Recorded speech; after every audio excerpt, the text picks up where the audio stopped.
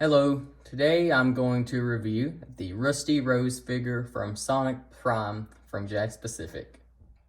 Starting out the articulation, you can see she has articulation in the elbows, and these are on one-way joints as she's like roboticized, so it makes sense that this would just have one-way joints. Let me just show how that works.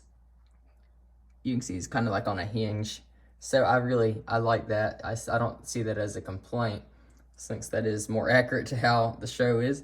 And I don't think there's any articulation in the wrists. Hang on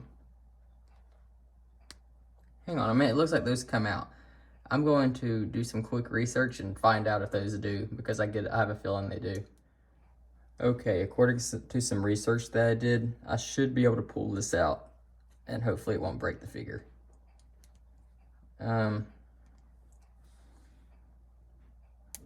I don't know if I want to keep doing that. I'm having to pull really hard. It looks like it does come out, but I don't really trust it. I guess it's supposed to, but I feel like it's going to break the hand off. So I'm just going to leave that as it is. But anyway, you can see there is articulation in the shoulders, the elbows, as I said. Although each arm looks different on this figure, so there's different articulation in each one, because the wrists do move on this one, but on this side they don't. I'm guessing that the arm really does come out on that, now that I look at the box as well.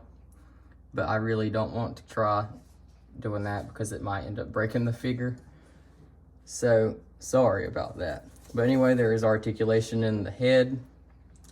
Kind of articulation in these things up here, because they're kind of rubbery.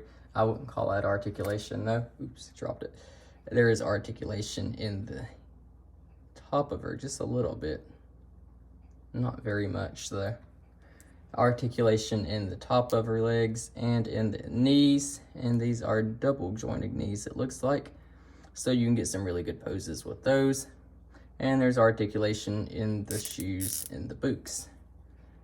So that is quite a lot of articulation on this figure, I think. I did forget to mention that the elbows are double jointed as well, so there's two hinges in them. So I do like that. And it's like that on both of these, it looks like. Hang on. Yes, it is. So that's cool. In terms of detail, this figure has lots of it, as you can see with like the metallic paint. Now, every time they've made a metal Sonic figure, I've always wished that it would have metallic paint on it, and I don't think they've ever done one. But luckily, this figure does, and it really shows just how shiny everything is on the quills and on the plates on her eye. Well, just one plate. It's on the little top quill things too, if you can see that shining. And it especially shows around the robotic hand and around all the little metal pieces. And I really like how that looks. That makes this figure look really good on display with the other ones.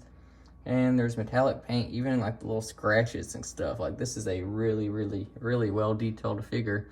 This feels like this would end up being one of those collector's edition figures that they, since it has about that same amount of detail. So I do really like that. Other details you can see are like the eye, the green on the left side, and the robotic eye on the right.